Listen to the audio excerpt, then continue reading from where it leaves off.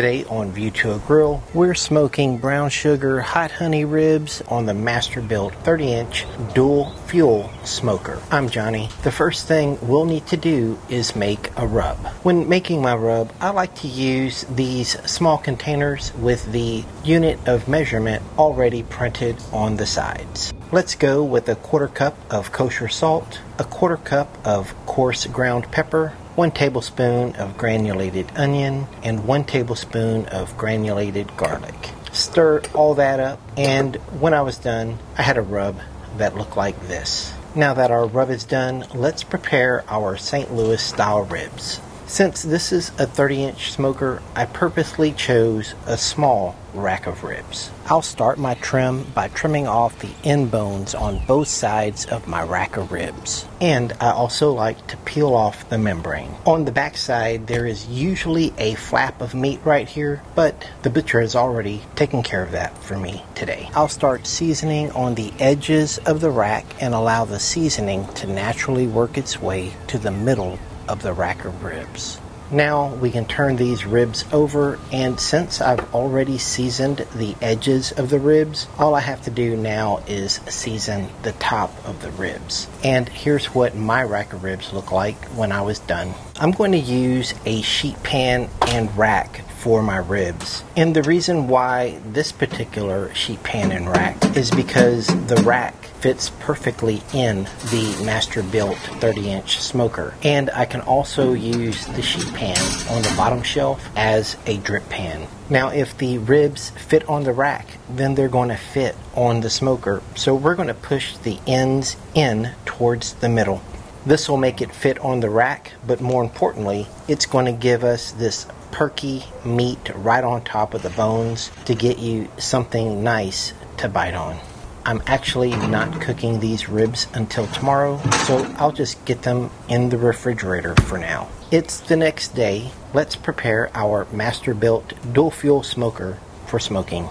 This happens to be the first cook, so I need to season it in just a little before starting. And to do that, I'm just going to spray it with some oil. We can now start our propane burner, put this together, and I'm going to go ahead and throw in a chunk of wood just so I can see how this smoker burns. We'll get it closed up and let it go for about 30 minutes.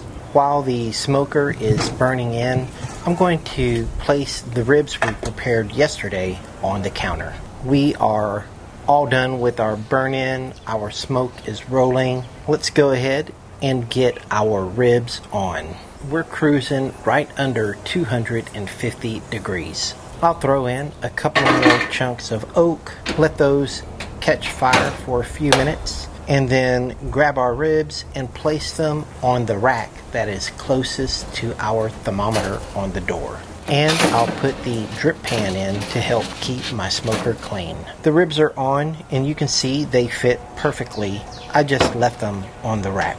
I can now get the door closed. We'll set our 2 bottom vents open to just a crack, and then we'll set the top vent open about 1/4 of an inch. For time reference, it is 8:56. Now that our ribs are on, all we have to do is monitor our cook. It's been an hour, so let's spritz. Now you may have noticed that I didn't put any water in the water pan. That's because I'm going to be spritzing at least once per hour. And when I spritz, I'm going to give this a good dousing of water. I want to spritz on the top, and since I can, I'm going to spritz the bottom as well. 2 hours in, it's time to spritz again. And we're going to get that job done the same way as we did last time, giving it a nice coating of water. 3 hours in, I'm going to go ahead and check to see where we are with the internal temperature. I'll just be using a pen thermometer. In this case, my ThermalWorks Sizzle. And it looks like we're in the mid 140s to high 140s. So I'm going to go ahead and prepare my wrapping station so we can wrap our ribs. When wrapping my ribs, I like to double up on my foil just in case one of those rib bones want to pierce my foil paper. I don't want any of my braising liquid escaping. Wrapping station's ready. Now I can go and retrieve my ribs. Before I wrap, I'm going to throw down 1 stick of unsalted butter.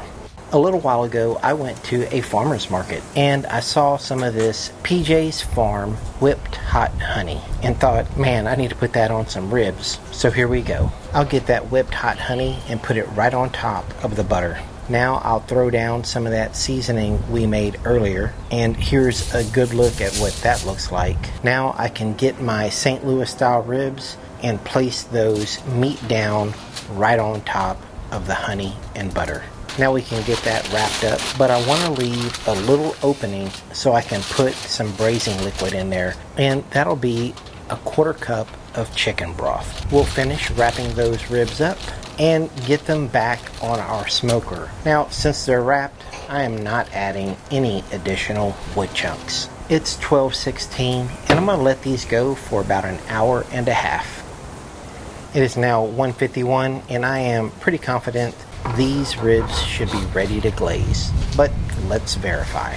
Let's get these unwrapped and let me show you 2 visual cues that tell me I'm exactly where I want to be. The first visual cue is the pullback I have on these bones. The second visual cue that really nails this doneness down for me are these blown out bones. I'm not even going to check the internal temperature. You could eat these ribs right now and absolutely love them. But we are going to glaze them first. Before I glaze these ribs, I'm going to roll the ends of the foil paper towards the ribs. I'm doing this for 2 reasons. One, to save the braising liquid that we put into our wrapped ribs, and the other is just to keep my smoker clean. Once you have your foil ready, flip your ribs over to meat side up. For our glaze, just top the meat side of the ribs with as much brown sugar as you like. For a little heat, I'll sprinkle on some red pepper flakes, and finally I'll squeeze on some additional honey. Now we're going to put these back in the Masterbuilt, and all we're going to do is set this glaze, and that's not going to take very long at all. Now let's go grab our ribs and take a look at what we have. Check these out. Man, these are looking good. Now all we have to do is let these ribs rest for 30 to 45 minutes and they'll be ready to eat. It's been a little over 30 minutes, so let's check our results. Yeah, so these ribs are looking outstanding. I'm going to go ahead and flip these over to the bone side and just start cutting these into individual ribs. And probably the most important part, all of that reduced glaze that's in your foil, pour that right over your ribs.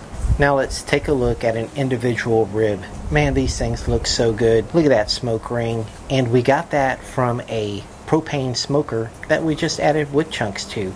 The taste is outstanding. That reduced braising liquid has become the perfect sauce to pour over your ribs. Masterbuilt propane smoker.